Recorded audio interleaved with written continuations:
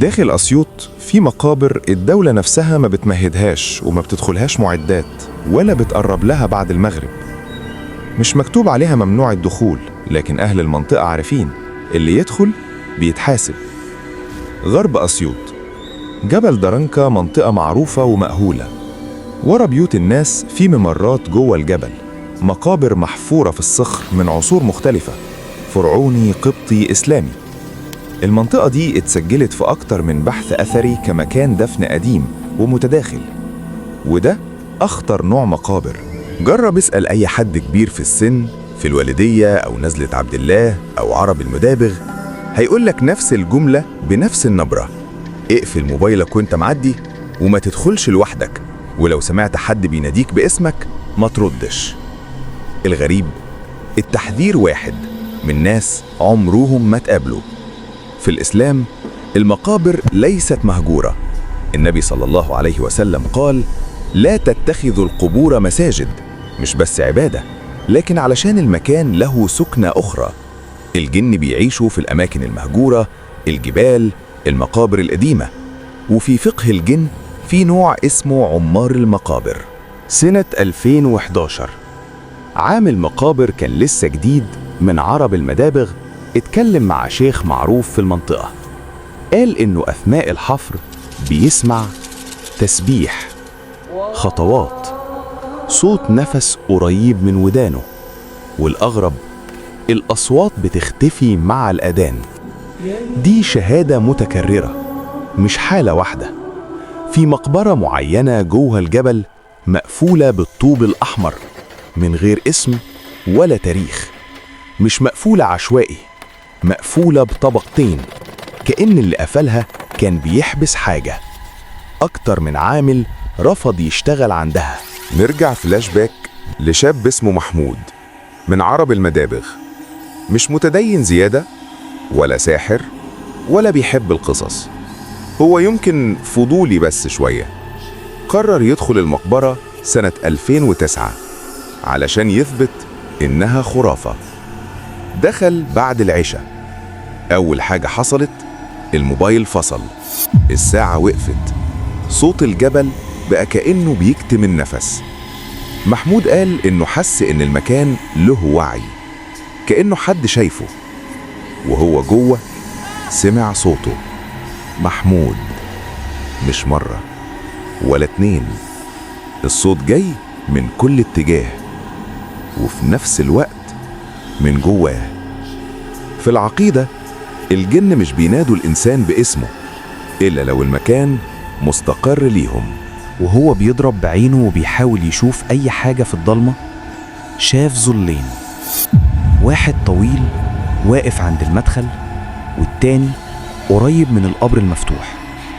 مش بيتحركوا زي البشر، حركاتهم بطيئة ومتزامنة كأنهم حراس. الصوت قال: انت دخلت مكان عليه عهد. العهد في التراث الإسلامي بيكون سحر قديم أو مكان محروس أو دفن لمحرم. وقال: في ناس بتموت وفي ناس بتعيش، بس بتسيب عقلها هنا. أذان الفجر قطع كل حاجة. محمود لقى نفسه بره الجبل واقع على الأرض. اتنقل مستشفى أسيوط الجامعي. التقرير: سليم جسديا، فقدان ذاكرة، نوبات هلع مع المغرب. فضل يقول: هم مش واحد، هم كتير. الناس فاكرة إن قصة محمود خلصت عند المستشفى، بس الحقيقة هي بدأت من هناك. بعد خروجه رجع يعيش في نفس المنطقة جنب المقابر. الغريب إن عمره ما قرب منها تاني. مش خوف، كأنه ممنوع. كل ما يعدي جنب الجبل يحصل له دوخة، صداع مفاجئ، نزيف بسيط من الأنف، أعراض اتكررت مع غيره. شيخ معروف في المنطقة، مش مشهور إعلاميا بس معروف محليا، اتسأل عن المقابر دي، قال جملة اتقالت بالحرف: المكان ده معمول عليه ربط قديم، وفي جن مش مؤذي بطبعه لكن مأمور. وسألناه: مأمور بإيه؟ قال يحرس وما يسمحش بالاقتراب إلا بإذن. وفي الفقه الجن المأمور أخطر من الجن المؤذي لأنه لا يتفاوض. سنة 2016 أحد الشباب صور فيديو للمقابر وقت المغرب. الفيديو موجود واتمسح أكتر من مرة. ليه؟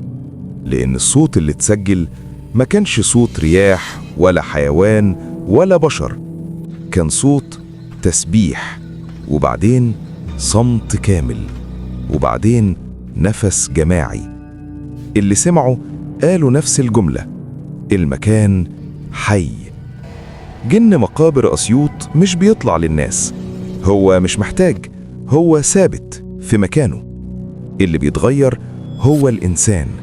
علشان كده في مقابر لا تفتح، في أماكن لا تنظف، في ممرات الدولة بتتجنبها، مش خوف، التزام، لأن في حاجات لو اتفتحت مش هنعرف نقفلها تاني. لو المكان ده عليه عهد، مين اللي عمل العهد وليه؟ والأهم، احنا فعلا لو عرفنا الحقيقة هنستحملها؟ لو القصة دي خلتك تفكر أو حسيت إن في حاجة مش طبيعية، اكتب لنا رأيك في الكومنتات تحت. هل شايف إن اللي سمعته حقيقة مدفونة ولا مجرد روايات؟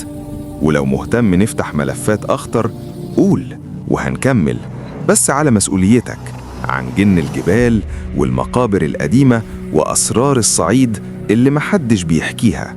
وبالمناسبة أسيوط من أجمل الأماكن اللي ممكن تروحها.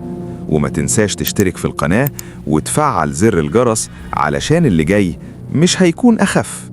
وما تنساش تتابعنا على باقي منصاتنا، اللينكات في البايو، لأن في حكايات لو ما اتقالتش هنا مش هتتقال في أي مكان تاني.